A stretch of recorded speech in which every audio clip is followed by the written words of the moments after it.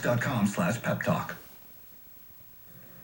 Angry demonstrations at University of California campuses today as students protest a massive tuition hike in that state. Demonstrators clashed with police at UC Berkeley. Protesters also occupied a building on that campus. Police arrested 3 of the protesters inside. Students and faculty are outraged over the University Board of Regents' decision to increase tuition by 32% over the next 2 years. Students also staging sit-ins at several other university campuses, among them UCLA's. Joining me now, 2 students who took part in those protests in LA, Caitlin Lawrence-Toombs, who's a 4th-year political science major at UCLA, and Christopher Santos, who's a 3rd-year psychobiology major also at UCLA. Good to have both of you with us. And Christopher, I understand you were actually helped organize some of the protests. When did you first get the idea that this could really call attention to what you see as an unjust rate hike?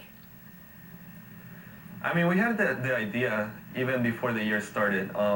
We had a walkout on the first day of school when UCLA and a lot of other UCs started, because we already knew that the president tried to sneak in the proposal of a 32% fee increase in the summer when nobody was around, and when he knew that nobody would create any chaos around that because it was just unacceptable. So we had the idea.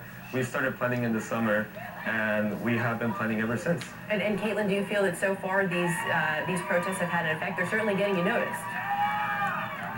Yeah, I definitely think that the media attention is really what counts. We want them to show that we not just let them slide this by without us protesting and us showing how upset we are. So what ultimately can you overturn? Because they have voted, as we said, this 32% cut, which we should point out here, the regents say will help to stem cuts in courses, of which I know there have been a number for you guys.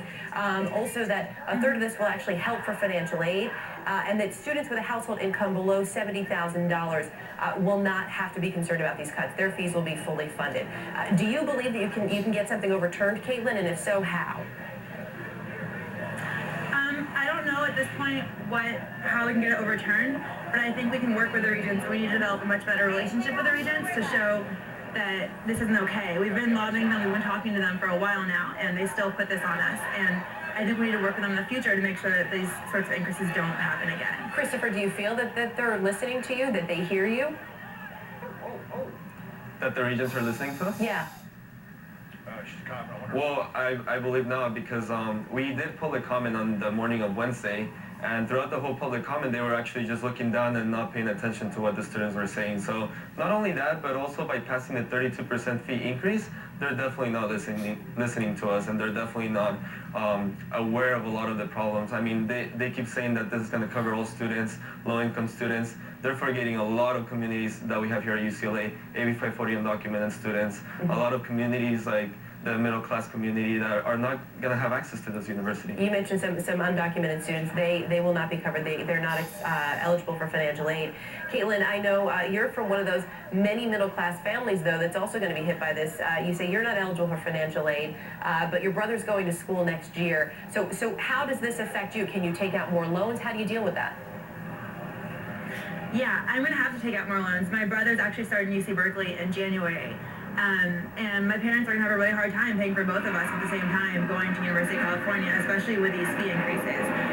I'm graduating in spring, so luckily that'll be over quickly, but it's going to be a lot harder. We're going to have to take out loans. It's going to really affect our choices in the future. And so, Christopher, what if you can't get this overturned? As Caitlin said, you may have to take out more loans, but what's next? Is there another option for you, another less expensive option where you can finish your schooling?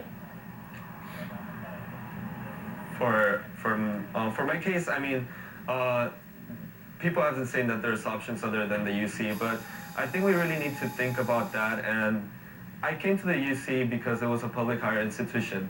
I did not know that I was enrolling in a semi-private institution. And therefore, I think, I have a right to stay in this university. I started here since my freshman year, and I don't believe that it's right for the regents or anybody else to tell us that, well, if you can't afford UCLA, then just go somewhere else. This is my university, and this is the students' university, and we're staying here. Well, we will continue to follow the story as it develops. Christopher Santos, Caitlin Lawrence-Toombs, thank you both for your time tonight. Thank you. Just ahead.